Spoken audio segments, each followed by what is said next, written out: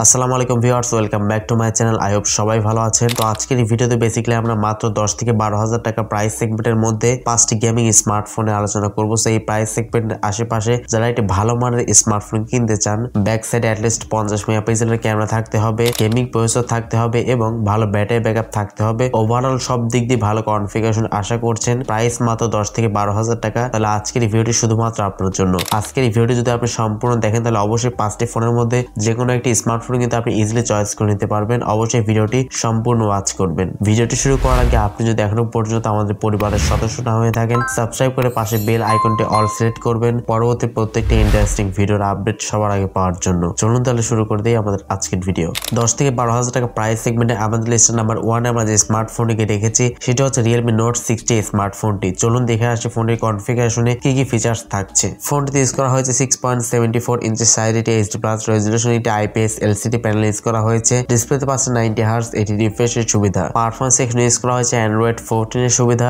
Unisoc Tiger T612 এর একটি gaming chipset use করা হয়েছে এবং এর জিপিইউ হচ্ছে Mali G57। ফোনটি বেশ কয়েকটি র্যাম ভেরিয়েন্টে পাবেন, 4GB RAM 64GB internal storage, 4GB RAM 128GB internal storage এবং 6GB RAM 128GB internal storage. ফোনটি ব্যাক সাইডে মেইন ক্যামেরা হচ্ছে 32 মেগাপিক্সেল, সেকেন্ড ক্যামেরাটি হচ্ছে একটি অক্সিলারি লেন্স ইউজ করা হয়েছে এবং ফ্রন্টে 5 মেগাপিক্সেলের ক্যামেরা থাকছে। ফোনটিতে পাচ্ছেন 5000 mAh এটি ম্যাসিভ ব্যাটারি সেটআপ এবং 10 ওয়াট চার্জিং সুবিধা। Realme Note 60 স্মার্টফোনটি বর্তমান 464GB ভেরিয়েন্টে বর্তমান প্রাইসটি হচ্ছে 11,500 টাকার মধ্যে আপনারা কিনতে পারবেন। দর্শক বন্ধুরা, আমাদের লিস্টের নাম্বার 2 তে আমরা যে স্মার্টফোনটিকে রেখেছি সেটি হচ্ছে Vivo Y03T স্মার্টফোনটি। যারা ভিভো লাভার রয়েছেন তারা কিন্তু এই স্মার্টফোনটি কম প্রাইসের মধ্যে দেখতে পারেন। ফোনটি কনফিগারেশন ইউজ করা হয়েছে ডিসপ্লে হিসেবে 6.56 ইঞ্চি সাইজ, এটি HD+ রেজোলিউশন, এটি IPS LCD প্যানেল ইউজ করা হয়েছে। ডিসপ্লেতে পাচ্ছেন 90 হার্টজ, এটি রিফ্রেশের সুবিধা। পারফরম্যান্স সেকশনে ইউজ করা হয়েছে Android 14 এর সুবিধা এবং Unisoc T610 এর একটি মোটামুটি গেমিং চিপসেট ইউজ করা হয়েছে।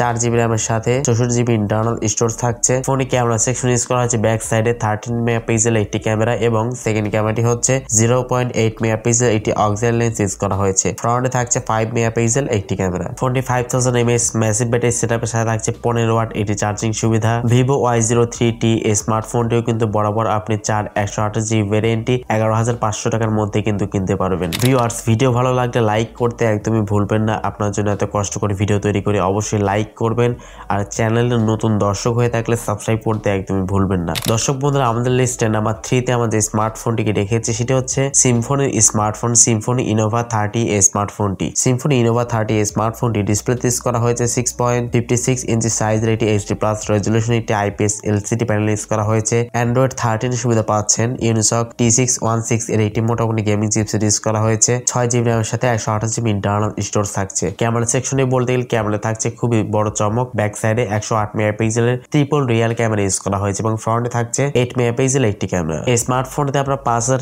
mAh এটি ম্যাসিভ ব্যাটারি সেটআপ পাচ্ছেন এবং 18 ওয়াট চার্জিং সুবিধা। Symphony Innova 30 স্মার্টফোনটি কিন্তু আপনারা বর্তমান সময়ে 128GB ভেরিয়েন্টটি কিন্তু 11,500 টাকার আশেপাশে কিন্তু কিনতে পারবেন। ভিউয়ার্স, আমাদের লিস্টের নাম্বার 4 এ আমরা যে স্মার্টফোনটিকে রেখেছি সেটি হচ্ছে Tecno Spark Go 1 স্মার্টফোনটি। ফোনটি কনফিগারেশন ইউজ করা হয়েছে ডিসপ্লে হিসেবে 6.67 ইঞ্চি সাইজ, এটি HD+ রেজোলিউশন, এটি IPS LCD প্যানেল ইউজ করা হয়েছে। ডিসপ্লেতে 120 হার্টজের রিফ্রেশার থাকছে। পারফরম্যান্স এখানে Android 14 সুবিধা, Go এডিশন রান করবে। Unisoc Tiger T615 এর একটি মোটামুটি গেমিং চিপসেট, 3GB RAM এর সাথে 64GB internal storage, ultimate variant হচ্ছে 464GB ভেরিয়েন্ট। ফোনে ব্যাক সাইডে মেইন ক্যামেরা হচ্ছে 13 মেগাপিক্সেল এবং ফ্রন্টে থাকছে 8 মেগাপিক্সেল একটি ক্যামেরা। এই স্মার্টফোনটি ইউজ করা হয়েছে 5000 mAh এটি ম্যাসিভ ব্যাটারি সেটআপ এবং 15 ওয়াট এটি চার্জিং সুবিধা। Tecno Spark Go 1 এই ফোনটি আপনারা বর্তমান সময়ে 10,000 টাকা প্রাইস সেগমেন্টের আশেপাশে কিন্তু কিনতে পারবেন। 10 থেকে 12,000 টাকা প্রাইস সেগমেন্টে আমাদের লিস্টে নাম্বার 5 এ আমরা যে স্মার্টফোনটিকে রেখেছি সেটি হচ্ছে Infinix Smart 9 এই স্মার্টফোনটি। ফোনটি ডিসপ্লেতে ইউজ করা হয়েছে 6.7 ইঞ্চি সাইজ, এটি HD+ রেজোলিউশন, এটি IPS LCD প্যানেল ইউজ করা হয়েছে। Android 14 এর সুবিধা পাচ্ছেন, Go এডিশন রান করবে। MediaTek Helio G81 এর একটি মোটামুটি গেমিং চিপসেট থাকছে এবং এই ফোনটিতে পাচ্ছেন 4GB RAM এর সাথে 64GB ইন্টারনাল স্টোরেজ। ফোনটি ব্যাক সাইডে মেইন ক্যামেরা হচ্ছে 13 মেগাপিক্সেল, সেকেন্ড ক্যামেরা হচ্ছে একটি অক্সিলারি লেন্স ইউজ করা হয়েছে। ফ্রন্টে থাকছে 8 মেগাপিক্সেল একটি ক্যামেরা। ফোনের সামনে পেছনে উভয় ক্যামেরাতে সর্বোচ্চ 1080p 30 ফ্রেম/সেকেন্ডে ভিডিও রেকর্ডিং করতে পারবেন এবং এই ফোনটি ব্যাটারি সেকশন ইউজ করা হয়েছে 5000 mAh এটি ম্যাসিভ ব্যাটারি সেটআপ এবং 10 ওয়াট চার্জিং সুবিধাও থাকছে। Infinix Smart 9 স্মার্টফোনটি আপনারা বর্তমান সময়ে 128GB ভেরিয়েন্টটি কিন্তু 11,999 টাকা, তো অলমোস্ট 12,000 টাকা প্রাইস সেগমেন্টের আশেপাশে কিন্তু কিনতে পারবেন। পারবেন। তো দর্শক বন্ধুরা 10 থেকে 12,000 টাকা প্রাইস সেগমেন্টের মধ্যে 5টি ফোনের মধ্যে কোন ফোনটি আপনার কাছে খুব বেশি ভালো লেগেছে কমেন্ট সেকশনে আপনার মূল্যবান মতামত জানাতে একদমই ভুলবেন না। তো আজকের মতো এই পর্যন্ত, দেখা হচ্ছে নেক্সট ভিডিওতে। সে পর্যন্ত সবাই ভালো থাকবেন, সুস্থ থাকবেন। আসসালামু আলাইকুম।